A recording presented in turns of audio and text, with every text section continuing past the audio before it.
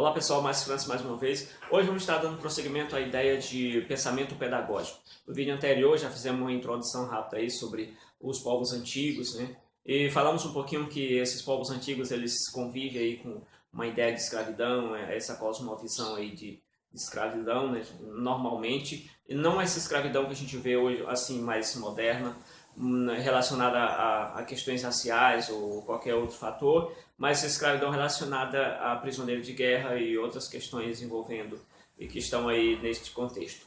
Bom, hoje vamos estar falando sobre o pensamento pedagógico dos gregos, e falar sobre os gregos é complicado porque é um período muito longo, e segundo esse historiador aqui, Thomas, ele diz que nenhum outro povo que já viveu contribuiu tanto com a formação do Ocidente, com essas bases do Ocidente, como os gregos. A gente observando os povos antigos, aí, os povos anteriores aos gregos, e também os gregos, né, parte aí do período da história da Grécia, a gente vai observar que eles utilizavam uma forma de explicação do mundo, uma visão, uma cosmovisão, chamada de mito, que é uma explicação oral de como as coisas aconteceram, como surgiu o mundo e tudo mais. E todas essas explicações, elas se relacionam com uma questão de algum ser sobrenatural, com a questão de Deus ou deuses. E a gente vai observar que esse mesmo historiador ele fala ainda que os povos gregos eles se diferenciam desses outros povos, dos demais povos, porque o pensamento deles agora, desses povos gregos, o pensamento passa agora a se relacionar mais à questão racional. Então, elimina-se um pouco mais o culto aos deuses, às forças naturais, se desliga mais essa ideia de que o futuro do homem está atrelado ao futuro dos deuses e à vontade divina, e começa a se utilizar a razão como fruto, como forma de explicar, também em benefício do próprio homem, da própria ação humana, se começa a trabalhar mais questões da natureza, se explorar mais a questão da natureza.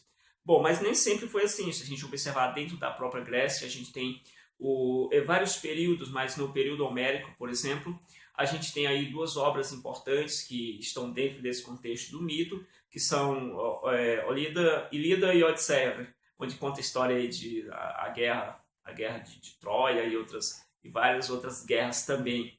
Então, estão dentro de um contexto mitológico, mas são utilizadas como base da educação grega.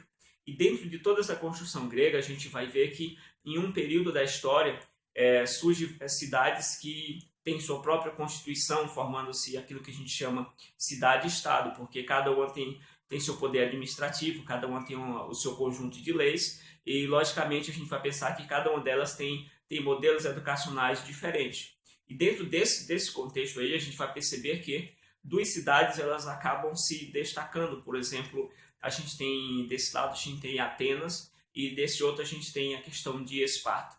E Atenas você tem uma educação voltada mais para a questão cultural, intelectual, de formar o homem que seja capaz de conviver na cidade com aquela ideia democrática. Então você tem que formar um homem que seja capaz de argumentar, capaz de conviver em sociedade, de administrar politicamente, ter um poder de convencer os seus próprios liderados.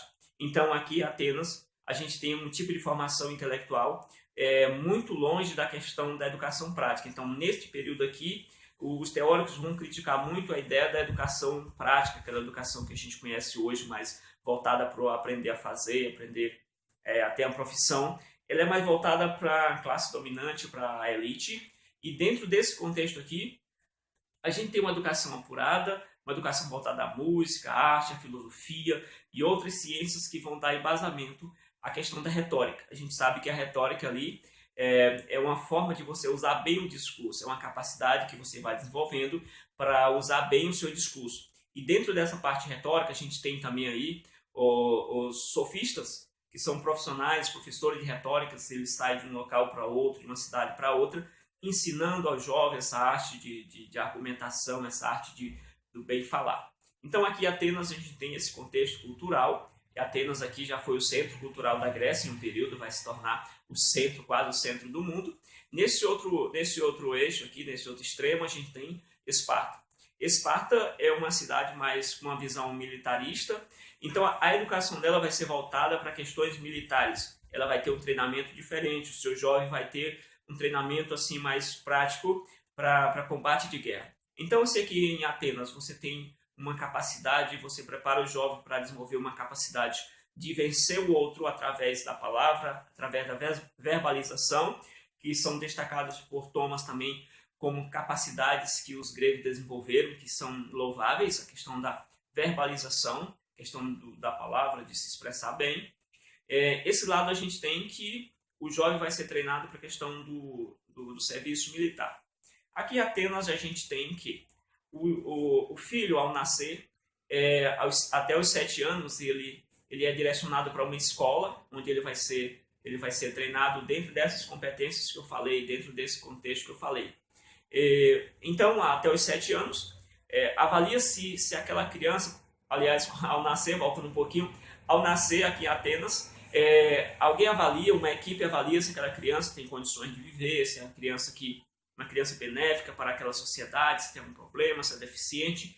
E se a família disser, não, tá bom, então vamos matar a criança, beleza, mata a criança e elimina aquele mal. E aqui aos 7 anos, até os 7 anos fica com a família, mas logo após ela é direcionada a uma escola, onde ela vai receber todo esse tratamento.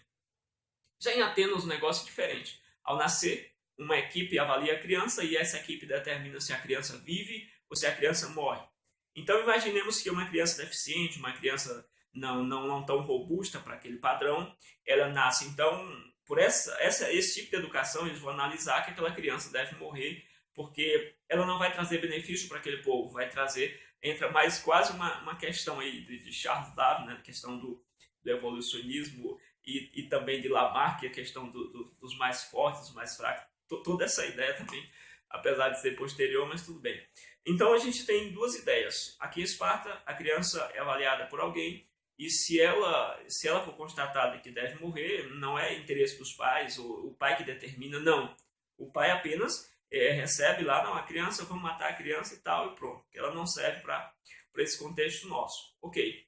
A gente tem ainda questões relacionadas aqui. Em Esparta, você tem que a criança, quando ela vai para o exército, ela vai para aquela escola militar a partir de 7 anos, se ela passar por esse crivo primeiro do nascimento, ela recebe uma cama de palha, ela recebe um cobertor curto, né?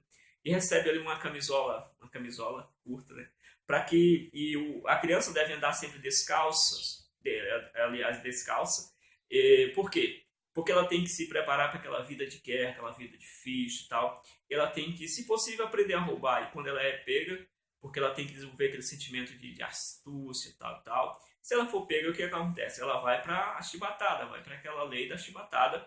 Ela é açoitada, seus pais estão ali ao lado, ela vai ser açoitada.